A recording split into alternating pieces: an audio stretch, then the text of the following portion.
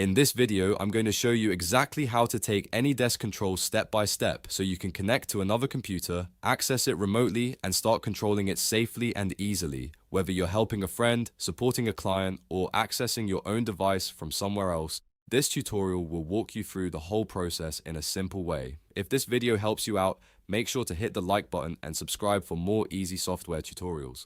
Alright, let's jump in. First, open the AnyDesk app on both devices. You need AnyDesk running on your local computer, and you also need it open on the remote device you want to access. This is important because the connection starts from both ends being ready. Once AnyDesk is open on the remote device, look at the main screen and find the section that says Your Address. This is where AnyDesk shows the unique ID or alias for that device. It's usually a 9 to 10 digit number, and this is what you'll use to connect.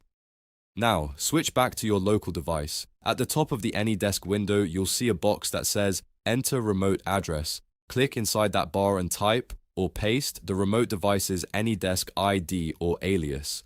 Double check the number before continuing because even one wrong digit will connect you to the wrong device or stop the connection from working. After entering the address, press Enter on your keyboard or click the Connect button. Once you do that, AnyDesk will send a connection request to the remote device. At this point, the person on the other computer will see a prompt asking whether they want to accept the session. They need to approve it before you can gain access. On the remote screen, the user should click Accept to allow the connection. Depending on the settings, they may also see permission options for things like mouse control, keyboard control, and clipboard access. These permissions matter because they decide what you can do during the session.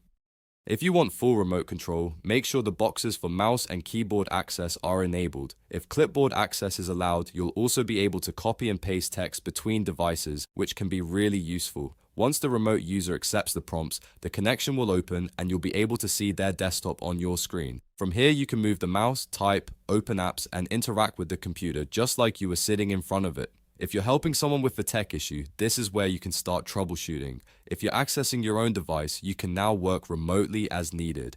A quick tip, always make sure the remote user knows you're connecting and only connect to devices you have permission to access. That keeps the process safe and professional. It's also a good idea to close the session when you're done so the remote computer is no longer accessible. And that's how to take AnyDesk control in just a few simple steps.